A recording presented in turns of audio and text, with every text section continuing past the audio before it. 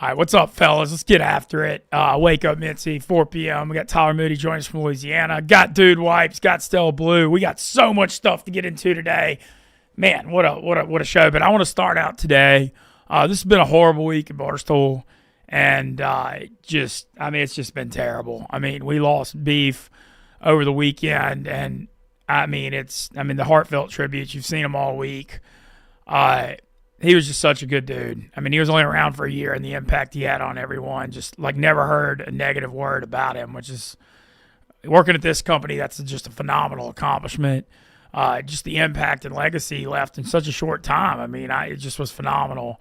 And the tributes and love and outpouring of support coming from all over the world, from the PGA and obviously our foreplay guys. And, man, it's just been tough. And, even though, it's one of those things that's going to be tough forever.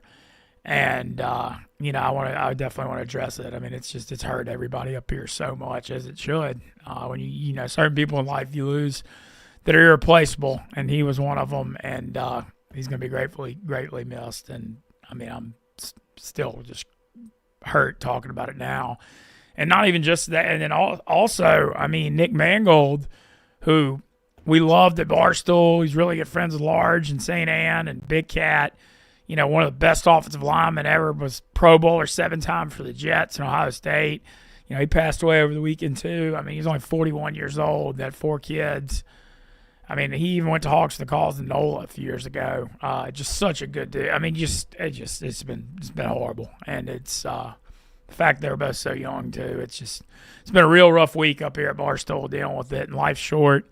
Live each day to the fullest. It's just, it's real tough when stuff like this goes down for everybody, because it puts so much stuff in perspective. But I had to open the show with a tribute to both Beef and Nick Mangold, because they were both just irreplaceable, one-of-a-kind characters who, Nick was basically good enough to be a Hall of Fame NFL lineman, and he's in the Jets Ring of Honor, and he was a better character in person than he was in a lineman, and he was one of the best to ever do it.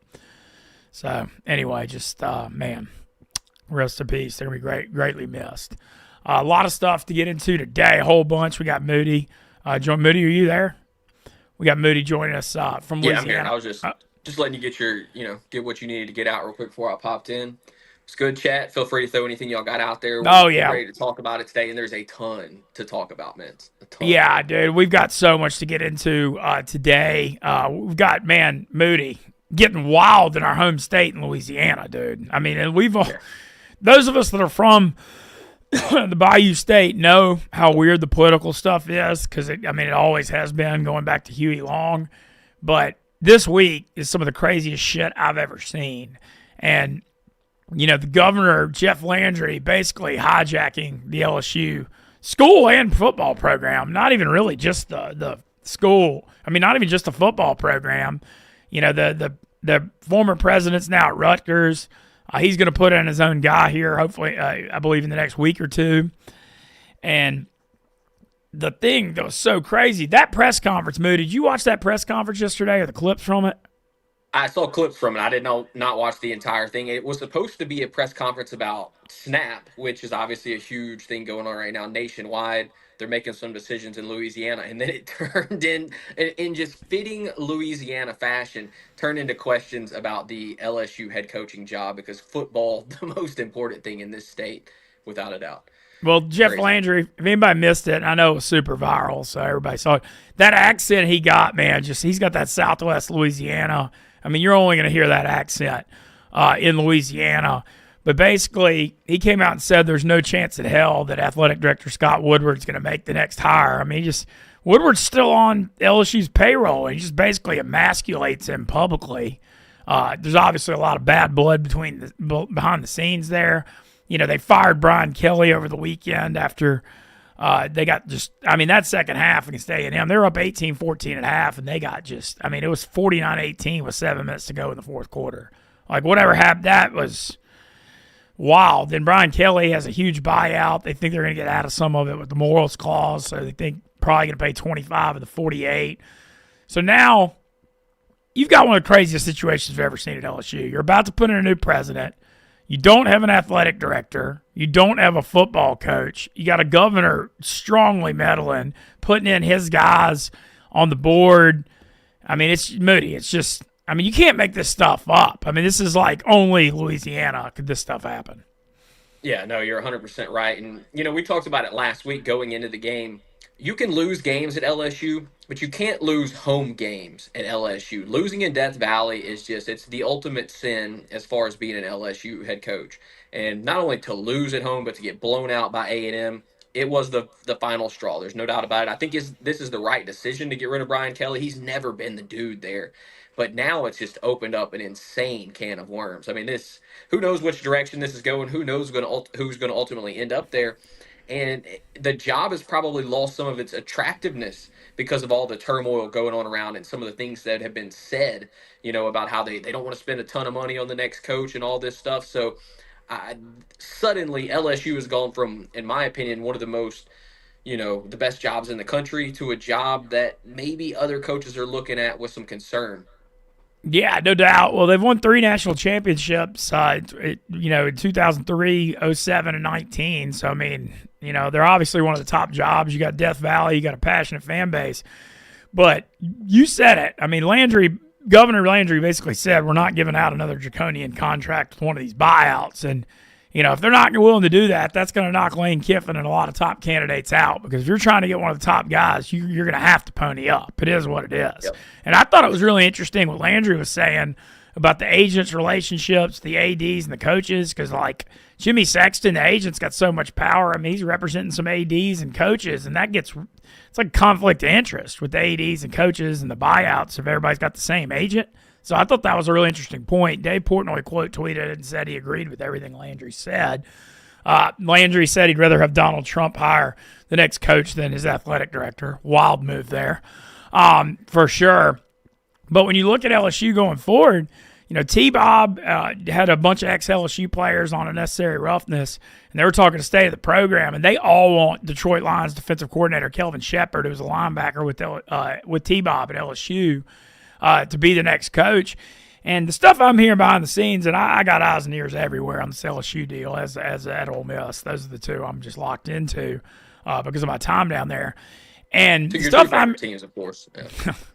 Yeah. The stuff I'm hearing from Baton Rouge, the behind-the-scenes stuff I'm hearing, the stuff that I can share, they're pissed about the culture because LSU's gotten soft and gotten corporate. You think LSU football, you think of that physical defense and pride, and all that's been lost recently, and they want that back. I feel like there's a vibe that they want somebody that's an LSU guy representing them that loves them, which they obviously just had in Coach O, but, they let him go. But I think there could be for that, though. Obviously. Fair. Oh, fair. Yeah. But I haven't heard any names yet on the LSU job, and which kind of surprises me. But there's just so much stuff going on. I mean, Landry's putting new people on the board. Who the hell is going to be running this search committee to get the new coach? Because they don't have they're about to not have an AD. So that's why I hadn't heard any names yet. Frank Wilson, running backs coach, great recruiter, New Orleans legend, being promoted to the interim coach, which is a great fit for the interim. He's a Louisiana guy. I don't think he has a shot to get the head job. I mean, maybe if he somehow won out and won at Bama, he'd have like an outside shot. But he's gonna be the head coach for the time being. They still got Blake Baker, defensive coordinator. Friend of the program, my buddy Joe Sloan got let go after the game. Just ultimately, LSU not having a running game the last couple of years is what got him, in my opinion. But that didn't work out either. So it's just chaos. It's chaos in Baton Rouge, and I really don't know where they're going to look. I'm curious that Shepard thing. Maybe there's some life there. There's a lot of people saying they want him. He's doing a damn good job in Detroit, his first year as defensive coordinator. But who the hell knows? Basically, obviously, we'll flip over to the Ole Miss stuff now with Lane Kiffin. It kind of a report came out that he met with Ole Miss athletic director Keith Carter. Said, I love it here. I can't see myself leaving, but I do owe it to myself to hear the officers that are out there. Well, when Lane says something like that, all hell is breaking loose on the internet, and every Tom, Dick, and Harry's got an opinion on it. You got Joel Klatt at Fox Sports saying he's going to go to LSU, blah, blah, blah. Look, I ultimately still feel good about Lane Kiffin staying in Oxford. I just wrote a blog about it. I think there's a bunch of factors here. Look, this is capitalism at its finest. I'm not freaking out that Lane said that. Lane's earned the right to listen to what offers are out there. Look what he's done at Ole Miss. He's coming there and having more success at Ole Miss than any coach is Johnny Vaught in the 1960s. So, of course, he wants to look around. I mean, he's not a Mississippi guy. So I get that he's doing it for more money, too, Yeah, no doubt. He's got Jimmy Sexton as his agent, too. I know Ole Miss is getting the war chest together, and he makes $9 million now. They're gonna give him a big raise. The thing is with it, if he leaves Ole Miss, it's because he wants to leave there. It's not because Ole Miss won't pay him and isn't giving him the NIL resources. And he's got an attraction to Florida. He's a Spurrier guy. He wears the visor like Spurrier on the sidelines. He had ties to Tampa with his dad, Monty Kiffin. I get it, and I'm not naive. I'm not sitting here saying Lane Kiffin's going to coach the rest of his life at Ole Miss. Hell, we're on borrowed time. Nobody thought he'd be there that long. He came in 2020. We're sitting here, and this is his sixth season right now. I mean, most people thought it was going to be a 3 to 4 year deal. But I don't think the timing is right now for him to leave, specifically because of his kids. His daughter, Landry's a junior at Ole Miss, loves Ole Miss. She was a big part in why he didn't go to Auburn back in 2022. His son's a sophomore quarterback at Oxford High, playing for David Cutcliffe's son, in a spot to start the next 2 years for a Mississippi 6A power. Great spot to develop. I think he wants to play college football. And that's tough to uproot those two, your kids in that situation. And also just come back to, Lane, he wants to win a national championship and play for the playoffs. This is his right. And the whole thing is, in his mind, he's like, can we do that at Ole Miss? Well, I think he can. Right now, Ole Miss is like 73% to make the playoffs after the huge win at Oklahoma last week. They're going to be favored in all 4 of their last games. They got South Carolina at home, Citadel at home, Florida at home, bye week at Egg Bowl, and they only have 1 loss. So there's a great shot they're going to make the playoffs. I don't expect Lane Kiffin to sign an extension with Ole Miss till after the playoffs of the season's over. I think this thing's going to drag out.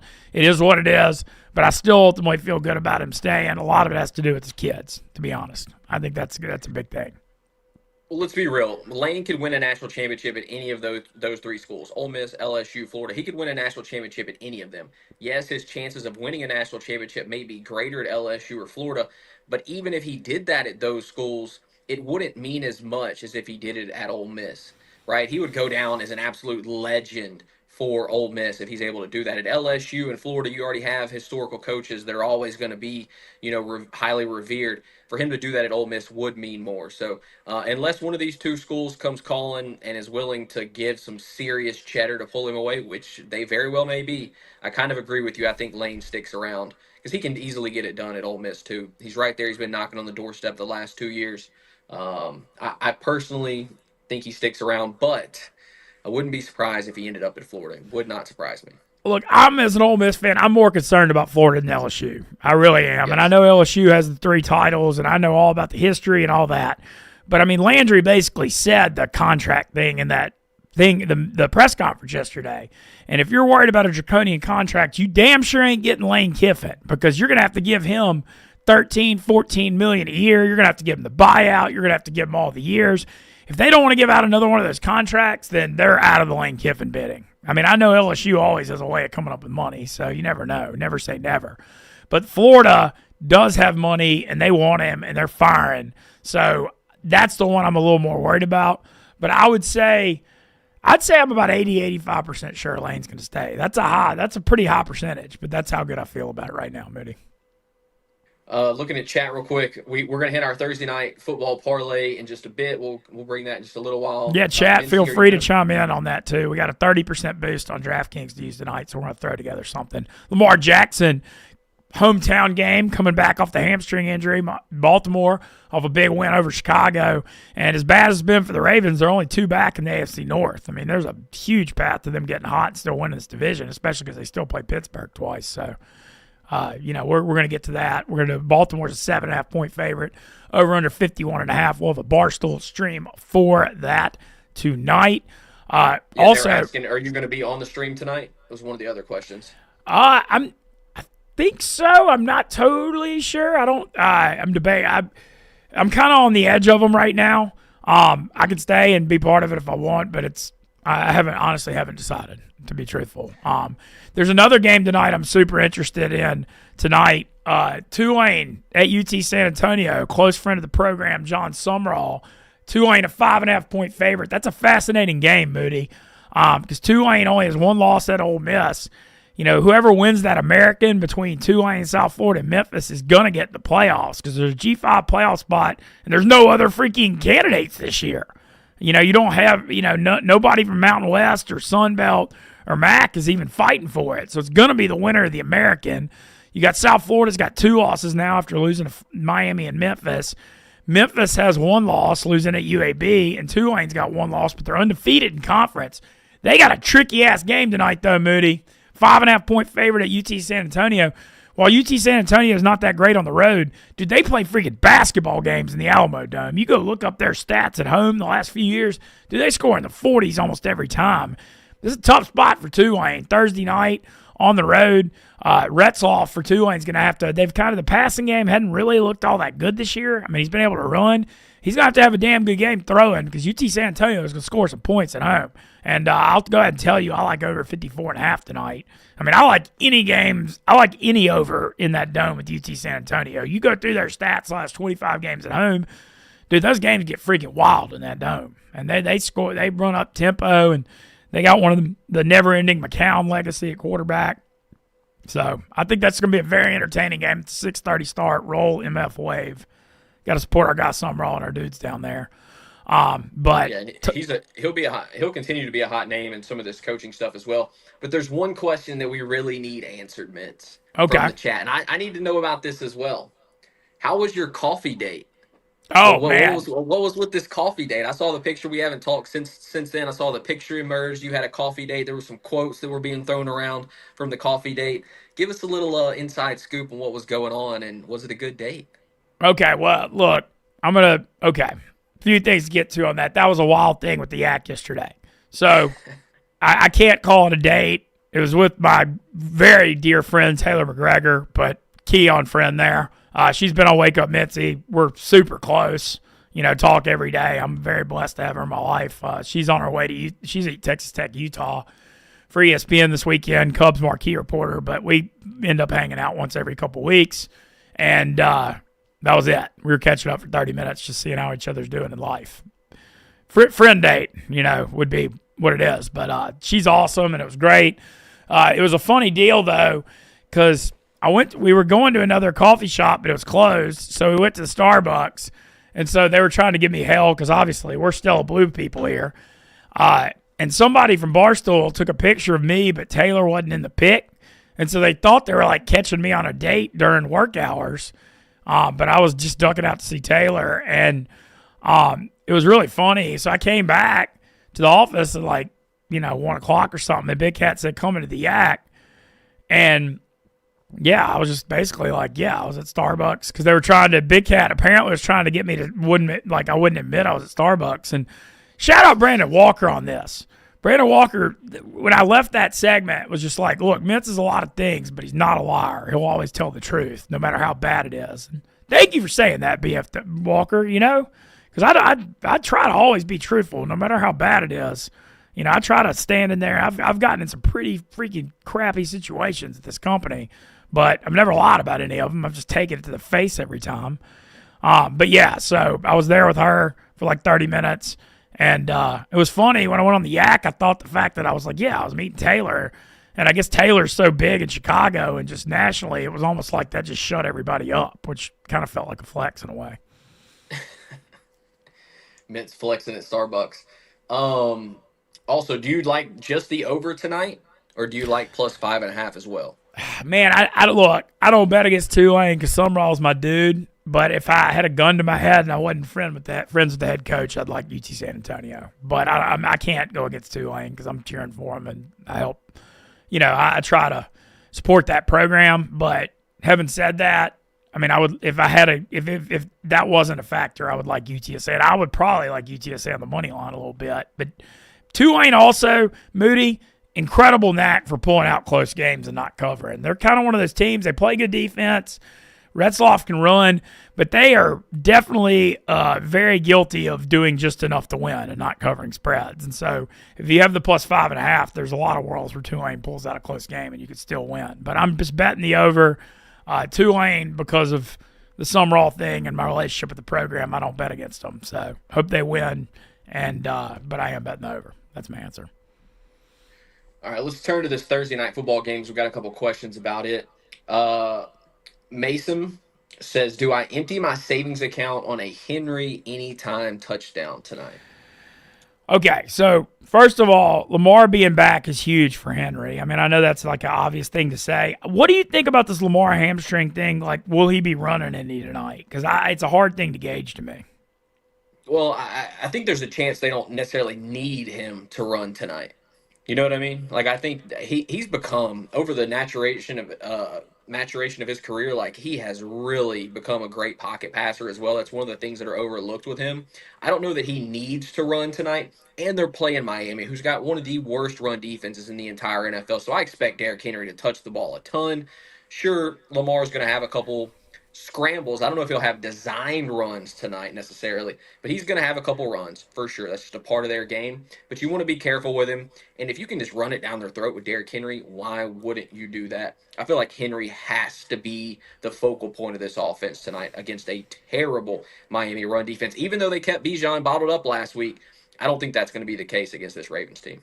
Yeah, well, look, the Henry thing, look, I think he gets in the end zone tonight to answer the chat question, but minus 250, hell no, I ain't emptying no bank account on that. Those odds are terrible. He's plus 210. He's plus 210 to score 2 touchdowns and minus 250 to score 1. I mean, I just can't do it at those odds. Like I do like betting the touchdown score stuff, but man, I'm looking for plus numbers. A lot of these running backs, you're getting these minus 180s, minus 200s, man. It's hard.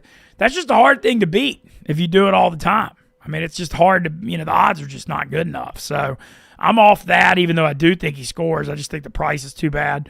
When we're coming up with this parlay for the game, man, I got to be honest, Moody, the line's telling me, I'm not a road favorite guy usually, but the line's telling me to take Baltimore, the fact that it's 7.5. Like, I kind of am always a believer. When they put that thing over 7, they're trying to bait you to take a Miami. You're like, oh, Miami, I'm getting 7.5 at home. They're off a win. But, man, I believe in this Ravens team still, even with 2 wins. They're getting Lamar back. They're getting healthier on defense. Lamar Jackson's also from Miami area, as is Zay Flowers tonight. And Miami right now, like, yeah, they had that win last week. No Tyreek Hill, no Darren Waller. I mean, I don't see how they can keep up. I kind of think Baltimore might come out and just woodshed their ass tonight. Like, I wouldn't be shocked if that happened. What do you think? I completely agree with you. I think a lot of people are going to think Miami has a chance in this game because they won last week against a backup quarterback. But this Dolphins team is not good. The Ravens are finally healthy for the most part across the board. Their defense has gotten healthy. I just think Baltimore's going to run it down their throats. I actually, if I'm looking at Derrick Henry, I like Derrick Henry first touchdown score at plus 400, and then I don't mind him at plus 210 for 2 touchdowns. I mean, I understand taking minus 250 for 1 touchdown is, you don't love the odds there, but it does feel like a lock. Like I legitimately believe he gets into the end zone in this game. I hate using the word lock, especially for touchdown scores. I There's really hate that. We're But educated guesses. you gotta love it, man. You gotta love it. You really, really do. He's gonna get in the end zone tonight. It feels like he probably gets in there twice, maybe 3 times. I mean, he really may have a monster game against this team. So I like Derrick Henry a ton. I think they run it down their throats. I think he goes for over 100 yards and gets in the end zone at least 1 time. Okay, well, we're putting together this parlay. We'll do at least 3, if not 4 legs. We got a 30% boost on our friends at DraftKings Sportsbook. Look, I think we'll start out. I like Baltimore minus 7.5. I'm just going to say it. Like we just said it. I just think that I really feel like Baltimore's about to get it together. I actually even checked their Super Bowl odds today because they're only 2 back in the AFC North and they still play 2 games with Pittsburgh. I think there's a really good shot they get hot and win this division. But Moody, they're 20-1 to win the Super Bowl. I mean, that's decent price, but Vegas, they're seeing the same thing I'm seeing. They think they're going to get. I mean, it's still not a bad bet, though, I don't think. Well, look, it's not terrible, but they still have to go. Even if they win the division, they'll get 1 home game. Then they have to go on the road the rest of the way. Their record's not going to end up being good enough for them to get multiple home games in the postseason or in the playoffs. So it feels like a really tough bet. I still love Kansas City. I mean, I understand a lot of people are off Kansas City, but like I still think that's the best team in the AFC, probably in the NFL. Yeah, I'll take Kansas City over Indy right this second, gladly, easily. So I don't know. I think 20-1. there are good odds there, but I can't get behind it just yet. And we haven't seen it from Lamar that he's going to win those big games in the playoffs. No, and Mahomes has proven time and time again that Lamar and Josh Allen can't beat him when it matters. I mean, if there's been one thing that's been proven, it's that. All right, well, we'll start with this parlay. Are you cool with Baltimore -7? Or do you want me to put Baltimore at 7? Whatever you like. I'm going to let you run most of this, and then I just kind of gave you my thoughts. I think Derrick Henry has a good game. I like Baltimore here too. I don't think Miami. Look, Miami had some big plays last week from Jalen Waddle. They have no Darren Waller in this game. If they can take away Jalen Waddle, I don't see Tua having a good game. I understand Achane could get loose a little bit. I like him some as well, but I just can't see Miami keeping pace in this game. I really can't. Okay, I'm going to get aggressive. Baltimore -9.5, -101 first leg. All right? Okay, receiving props. Dude, Zay Flowers is from Miami, and him and Lamar like to cook. I mean, I kind of think he has a game here, too. And he's the only one of the Ravens. He's the only Ravens receiver I trust. Yeah, he was one of my favorite plays last week when I thought Lamar was going to be back. Ultimately, Lamar didn't play, so that took him out of my DFS lineup. I think anytime Lamar Jackson is in there with Zay Flowers is going to produce. So I like Zay Flowers as well. I like Henry, Zay Flowers. I see Chat likes Mark Andrews. Anthony likes Mark Andrews. He's saying that now with Lamar back that Mark Andrews gets going a little bit. I could see a Lamar. I trust Zay Flowers more, but I could see it for sure. Well, the Andrews plus 185 touchdown could be a call here, because that's the one thing is Lamar looks for him in the red zone all the time. Like, I don't hate that, because that's what I'm looking for in touchdown bets. I'm looking for that plus number. You know, the Henry thing. I mean, you could go Henry 2 at plus 210. I don't know. Do you like the Henry 2 or Andrews 1 more? Probably Henry. Personally, I like Henry more. I just knowing what this Miami run defense looks like, but I can get behind Mark Andrews as well. All right, we're throwing Henry, dude. You know what? We're riding the king. 2 touchdowns for Henry plus 210, and I'm thinking over 100. I mean, is over 120 crazy? Because he busts those long runs. I mean, I don't think it's crazy. All right. What's one? Can you get 110? All right, 110. Okay. It's plus 675 now. We need to add one more to get it there. So let's look at Zay Flowers props. Do you like yardage? He gets a lot of targets too. Should we go the receptions route or the yardage route in your opinion? Probably receptions, I think. Okay. What's Tua to throw 1 interception in this game? Oh, it's got to be horrible, but let's look at it. Yeah. Minus 144 is not good. Yeah, it's not great. Okay, I think I'd rather go Zay on the receptions. I mean, because he catches a lot of short passes. And I think he could catch a lot of balls. So let me look at the receptions props. Let's see what I'm seeing. Yeah, there it is. Zay Flowers 7 catches, 2 to 1. Is that too many though? I like that.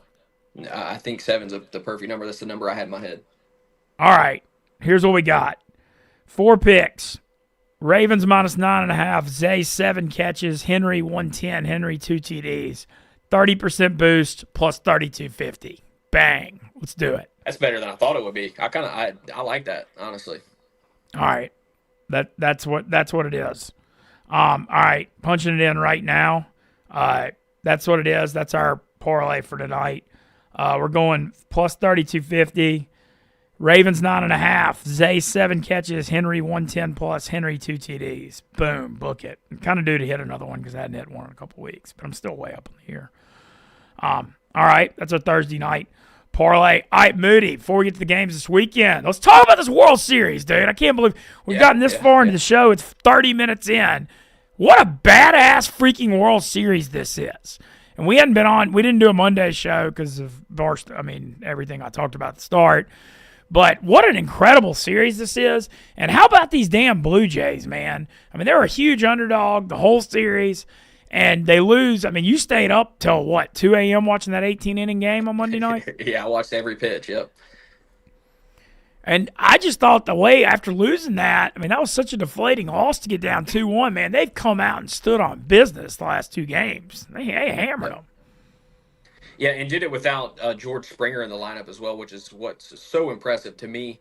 Trey Savage last night, incredible for rookie. We talked about it going into game one. Those are my exact words on Wake Up Mintzy. If they are going to win this series, Trey Savage has to be he has to be the ace that they thought he would be coming up through the minors. He has been that and then some.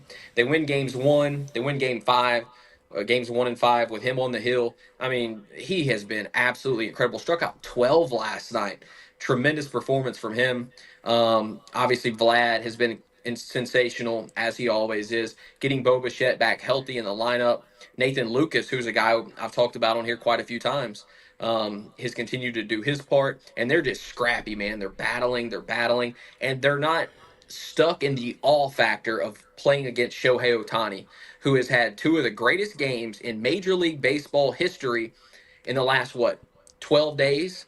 I mean, the two of the greatest postseason games ever, but just two of the greatest baseball games ever in the last 12 days, and they have not let that shock them. They've overcome that. You have to give the Jays a ton of credit for taking this 3-2 lead back to Toronto.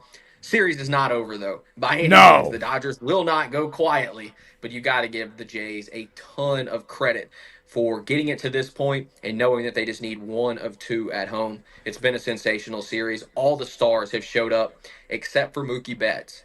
Every star in this series has done their parts except for Mookie. I feel bad for Mookie. I saw his post-game presser where he was talking about how terrible he felt, how bad he's been playing.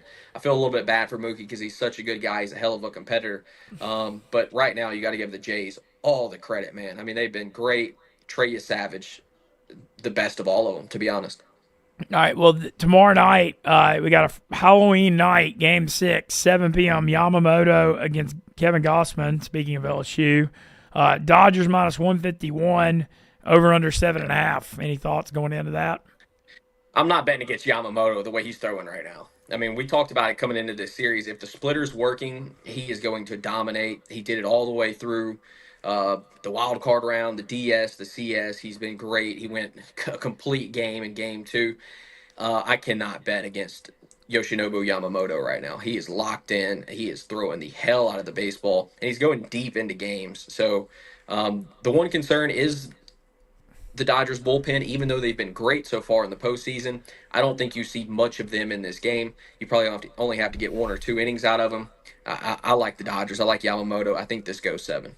All right, well, the series odds right now, Toronto minus 240, Dodgers plus 200. Dude, Dodgers 2-1 to win these last 2 games. I've heard worse. Yeah, I mean, I've certainly heard worse for sure.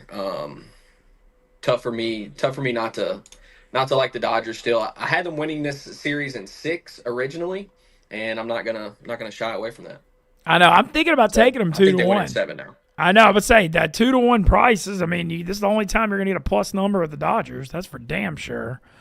Yeah. So I may hop on that. I'm taking a look at that, but can't wait to see that game. And that's Moody's. We deserve a game 7 at the very least. Even I really don't care who wins this.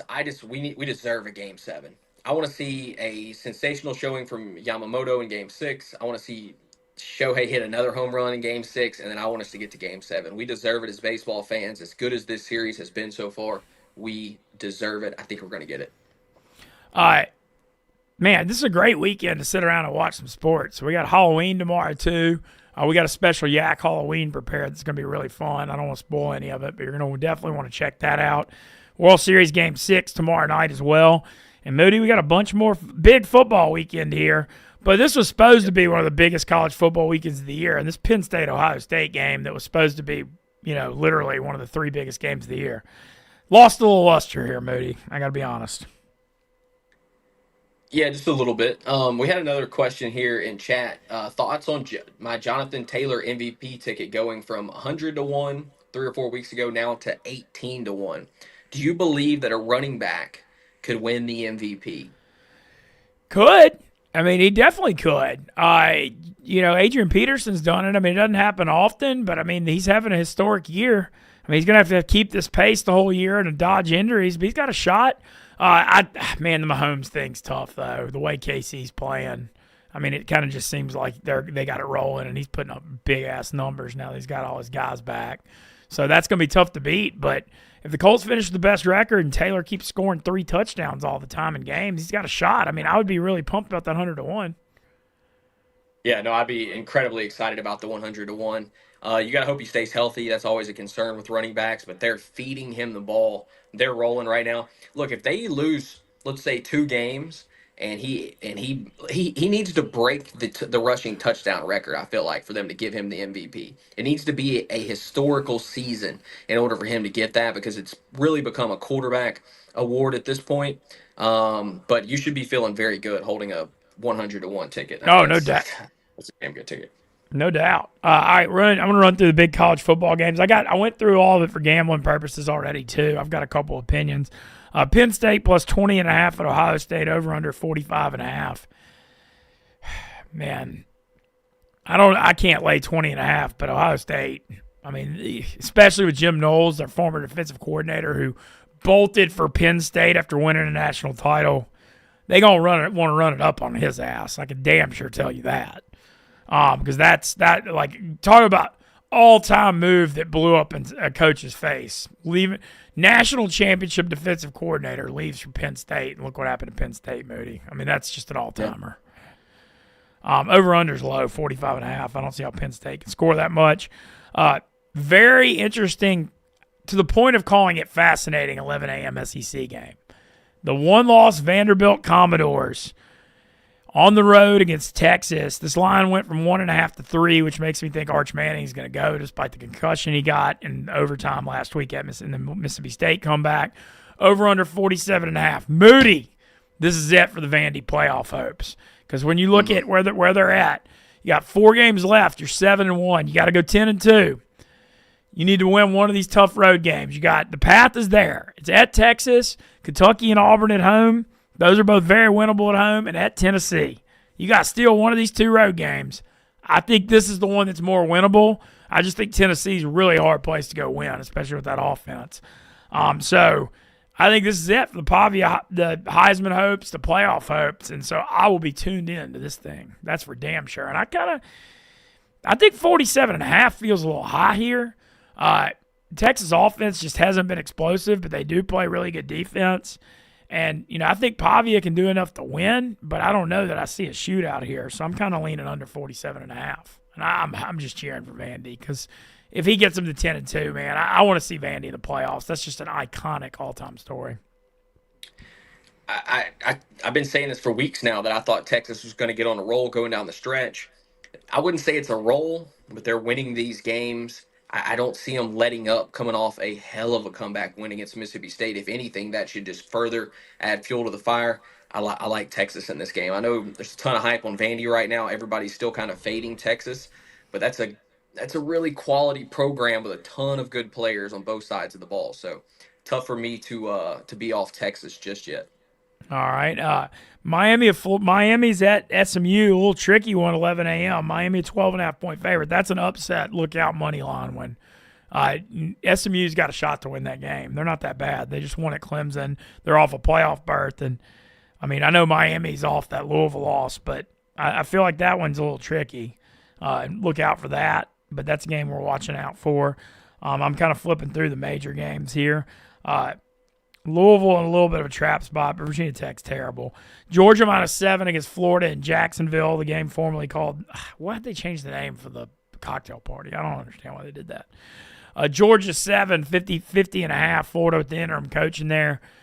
I mean, this is a rivalry game, so you expect Florida to fight. There's just so much weird shit going on with that program right now that it's hard to take them. But I don't love necessarily laying. Georgia's offense, though, the effort they had against Ole Miss, and they're off a bye, and then the effort they had against Tennessee, that offense is kind of humming. But I don't have like a strong read here, to be honest. I don't think anybody's beating Georgia. Whether or not they cover the 7.5, I don't know. But Georgia, not a team to be slept on right now. They're still Georgia. Mississippi State, Arkansas is going to be buck wild. I know they're both bad, but 65.5 total. I just can't. That's one of those games where it's going to be entertaining for sure. Kind of looking for that. Ole Miss, 12.5-point home favorite, 55.5. Finally, a night game in Oxford, Moody. Thank God, because Ole Miss always gets early day games or day games. Atmosphere is totally different at night. Crowd's going to be pumped after the Oklahoma win. South Carolina almost beat Bama last week, lost in overtime. Hell of a fight. I do feel like this is coming off that loss, going on the road, and Ole Miss is going to be turned up at night. I feel like we're going to get a good effort from the Rebs here. I actually would lean under 55.5 if anything. I think South Carolina's offense. I don't know. I think Ole Miss takes care of business here. Is basically my point. And then here's the game I want to highlight gambling wise, because this is my play of the weekend. Oklahoma's headed to Tennessee. Josh Heupel, Tennessee coach, former national championship quarterback at Oklahoma. Blood game for him. Tennessee 3-point favorite at home, 55.5. Moody, I love the Vols. Tennessee's so tough at home with that offensive pace. And what I've seen out of Oklahoma this year, I don't think they got the firepower to keep up with them. I really don't. They've got one playmaker receiver. Oklahoma's been winning ugly playing defense, but I think they're in a bad spot trying to keep up with Tennessee on the road. I really like Tennessee. That's my favorite college game of the weekend. Yeah, they score a ton of points at home. I mean, it's a tough environment for other teams to come play there in Rocky Top too. And Tennessee they're electric at home for sure. I mean, I go back to that Georgia game where they scored a ton of points. I know it didn't turn out great for them, but they can get loose at home for sure. Agreed. And then top 25 matchup in Utah, Cincinnati plus 10 at Utah. They're getting some love. I believe ESPN's Game Day's out there this weekend. I don't have like a strong read here. Cincinnati's been a surprise all year, though. I didn't expect them to be shit. They got a mobile quarterback that's pretty good. But I you know what? I don't have an opinion. I'm giving you a long speech without saying anything. All right, let's hit this NFL on Sunday. We got one more college football thing here from our listener in Sweden. He was saying he loves the Friday night college football games. As a Swede, Bill has made North Carolina look a lot better lately. Thoughts on North Carolina against Syracuse? They have looked better. They should have won that game out at Cal. They had that good game against Virginia at home last week. It does seem like they're improving. Syracuse is like a weird place to go play in that dome. They kind of have a weird home field advantage. But, it's kind of off the radar, but Carolina is improving. Look, our Swedish listener, let me tell you the game you need to bet on Friday night. It's not that one. It's the Rice Owls plus 14 at home against Memphis. And I'm even saying Rice money line here. I've got a wild call. Memphis they're off a huge comeback against South Florida. They lost 2 weeks ago on the road to UAB. They can blow this game. Rice plays hard. They're scrappy. They're plus 440 money line. Memphis is on a short week here. I'm making a wild call that Rice might can pull this upset, and I like the plus 440. So there's a ballsy one for you if you're watching Friday Night Football. That's my thoughts. There you go. NFL, running through it. Vikings plus 8.5 at Detroit, 48.5. Check out the Fantasy Football Factory pod. I'm on Jared Goff this week. Minnesota's pass defense is it's just looked atrocious. The efforts against Jalen Hurts and Justin Herbert the last few weeks feels like this Minnesota season's just kind of falling off a cliff, if you ask me. J.J. McCarthy's back in there. Hard to have much confidence in that with what we saw the first 2 weeks. The only thing on Detroit is this is a division game, and sometimes they can be sticky, but I kind of think Detroit rolls here. What you think, Moody? I'm going to say the same thing every time that I do about the Detroit Lions. If they're at home, I don't care how many points they're favored by. Give me the Lions. 8.5, 9.5, 10.5, 13.5. I like Detroit. They cover at home. That offense just totally different in the dome. So, yeah, I love Detroit.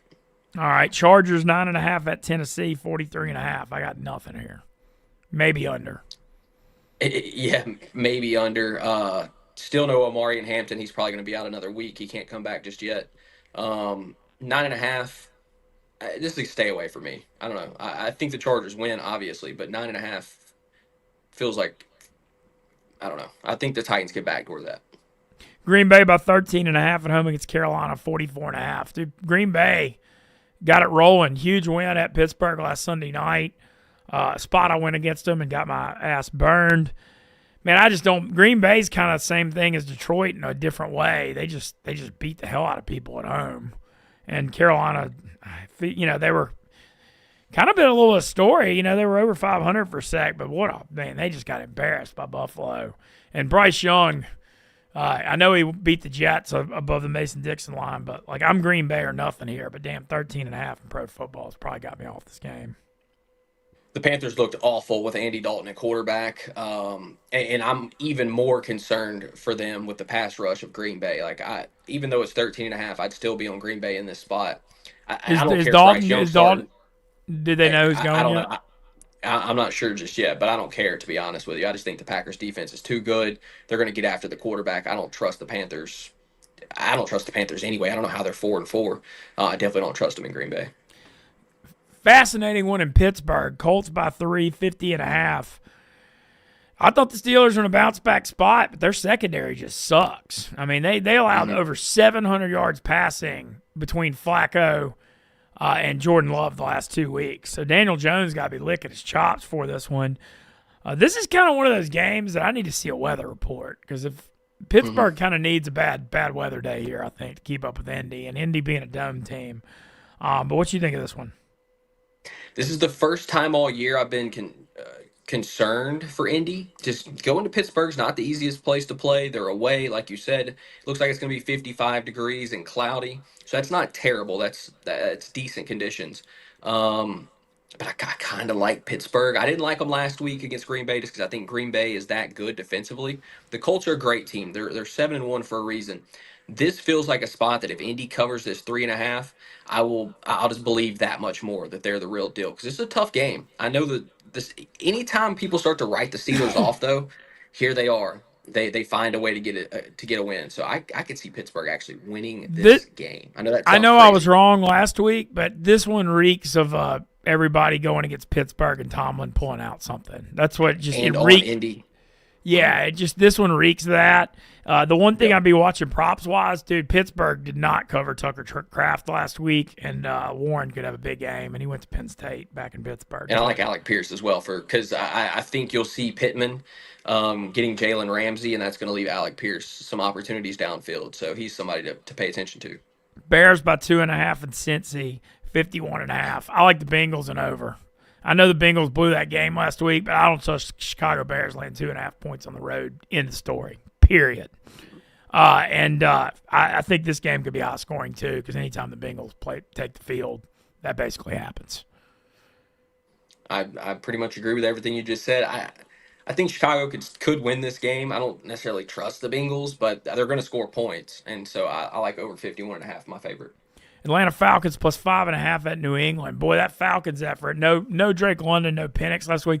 The Drake London thing, when he's out, they can't pass. Because the thing with Atlanta, they get the ball to Bijan in the passing game. Kyle Pitts is solid this year.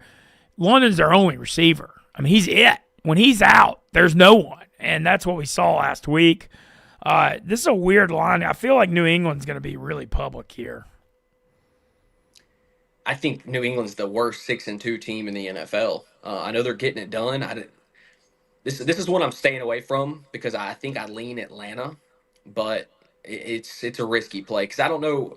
Look, if Penix is out once again, then it just feels like you can't trust Atlanta. So I need to see exactly what's going to happen at quarterback for Atlanta first. But I'm staying away from this one. I don't trust the Patriots, but I don't trust Atlanta either for sure. Drake London's trending toward play, and if he's out, I'm off Atlanta. I've seen enough there. Yeah. Interesting one in Houston. Texans got a big bounce back win against the Niners last week. Denver catching 1.5 at Houston after they just literally left the Cowboys carcasses all over the field at Mile High last week. I feel like Denver looks like a sucker side here maybe, but man, I just believe in Sean Payton and Knicks to find a way, man. That's what I think. I mean, I just think they'll win. I think they'll pull it out somehow. That's my thoughts. I love under 40.5. One of my favorite plays of the week. I could see that in this game. This is one that I might alt down to like 34.5. I just think this is a defensive battle. The Broncos on the road. That Texans defense is really good. The Broncos defense is obviously great. It's not like Houston has looked great offensively. I love under 40.5. I think it's my favorite play of the entire week. I like it. I'm riding it with you, Moody. San Francisco 49ers, 2.5 at the Giants, 48.5. Man, that Scatterboo. God, that Scatterboo injury was terrible to see. And then, if they had Scatterboo neighbors out there with Dart, it'd be so exciting. And now they've only got one of the three. You have any thoughts here? You know what? I actually have one thought. I think 48.5 is too high. I know the Giants have been playing higher scoring games, but I mean, how many people can you lose? You know? Yeah. I just think they're kind of demoralized right now. I like San Francisco in this game too. I don't really like road favorites either, but this is one that I do like. Um, I know the 49ers are going to be without Pearsall again, it looks like. I hate that because I'd love to see him get back. If he was back, I'd love the Niners that much more. But I still think I like San Francisco. It just feels like the Giants are really up against it without Scadaboo. I mean, it's this tough territory. No neighbors, no Scadaboo. Dart's going to be out there throwing to Darius Slayton. Like, I just think the 49ers will have a game plan for that.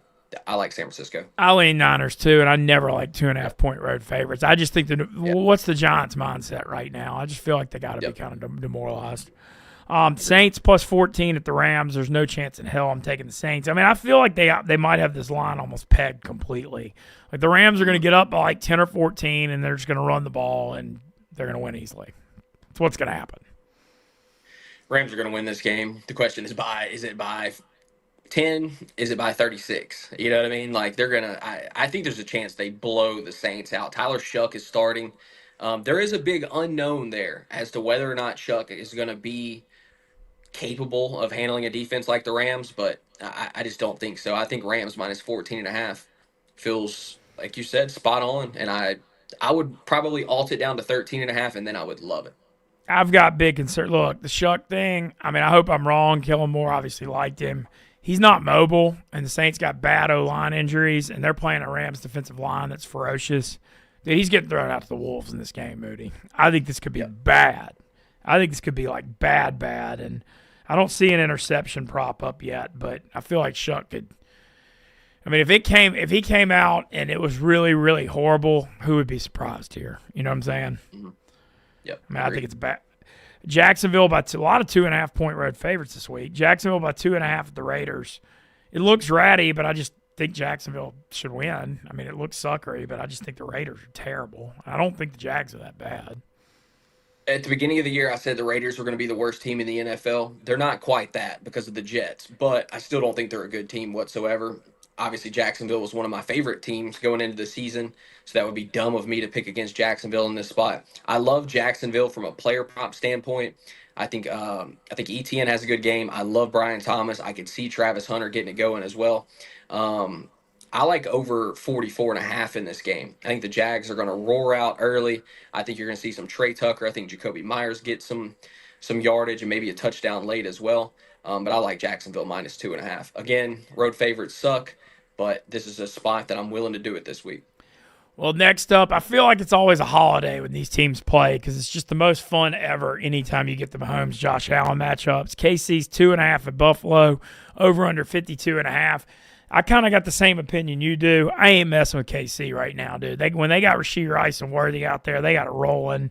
I know they had a bad first half Monday night, but they kicked the crap out of the Commanders in the second half. I got one opinion here, and it's an obvious one. Give me the freaking over, baby, because the Chiefs are partying on offense right now. Josh Allen's going to run in this game. He's going to have them ready. I might be looking at Allen rushing yards maybe too because he's got a trend of running more in the big games. But I like over 52.5. I think we might have one of our, we've seen it a bunch of times in this series, like these 34-31 type wild games. I think we might have another one here on our hands. You said everything I was thinking. I love Josh Allen as far as running the ball this week because I don't think James Cook is going to be able to get loose against this Kansas City run defense. They're very solid across the board. And if you take the run game away and you put it all on Josh Allen, he's usually going to beat you with his legs. Because I don't really trust these Bills receivers. They got a couple dudes that can get loose. Keon Coleman, when he has space to operate, can make plays. But this is a great Kansas City defense. I think they're going to make it tough on Josh Allen. So he's going to have to use his legs if they want to stay in this game. It's another road favorite. Kansas City minus 2.5. I don't care. I like Kansas City. That's 3 road favorites that I'm taking this week. We'll see how it turns out, but I like all 3 of them. Now, what about this fourth one? Seattle by 3 at Washington Sunday night, 47.5. Do we have a Jaden Daniels update? I'm guessing he's not playing. Yeah.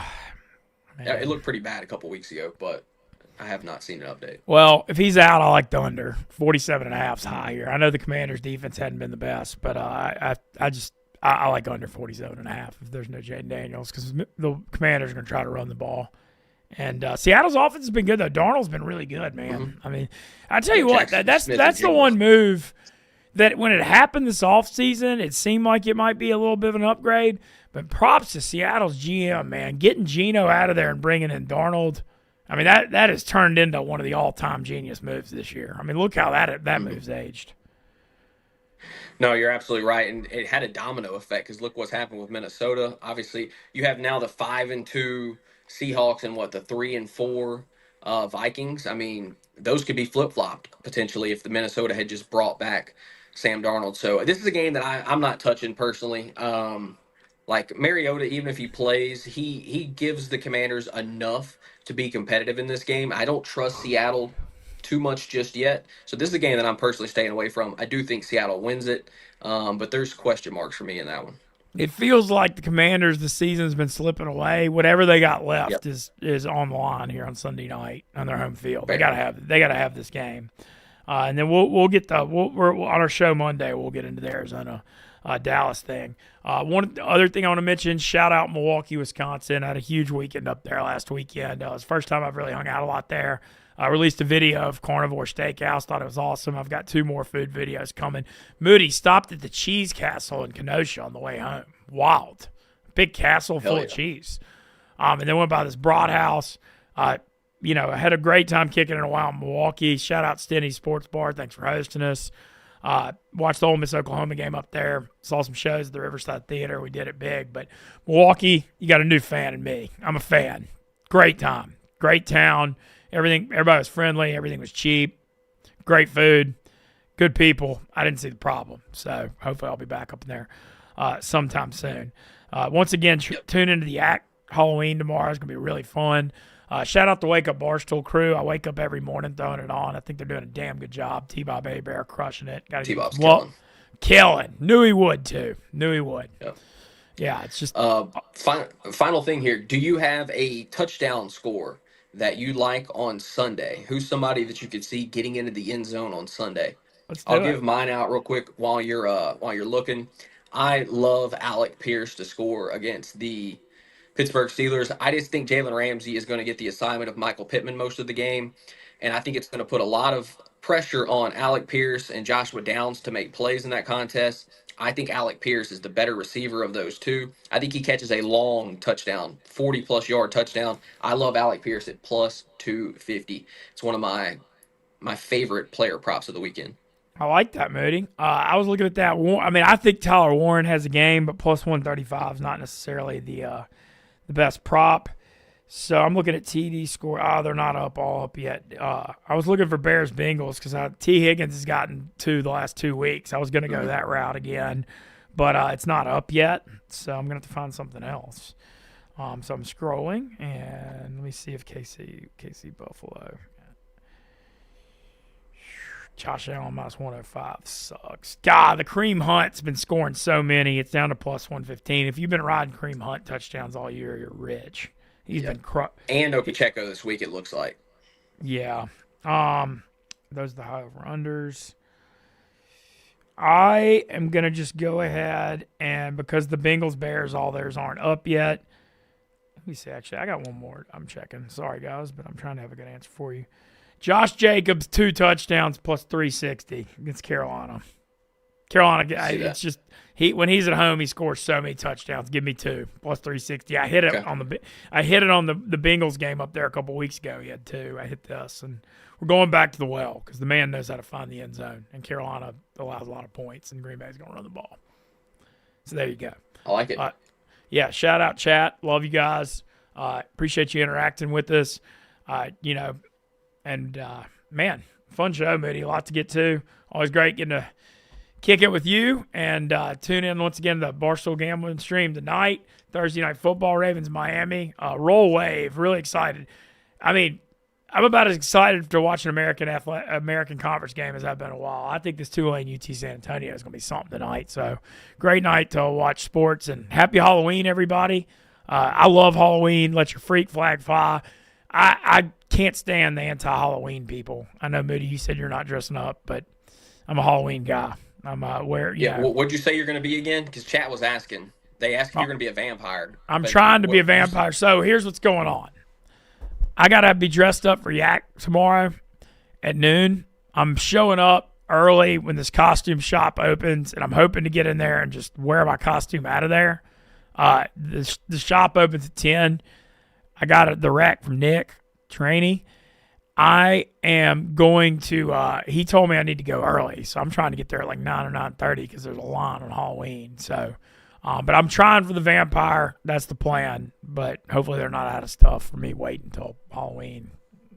I'm like a not smart procrastinator that I am. That's very typical of you, though, right?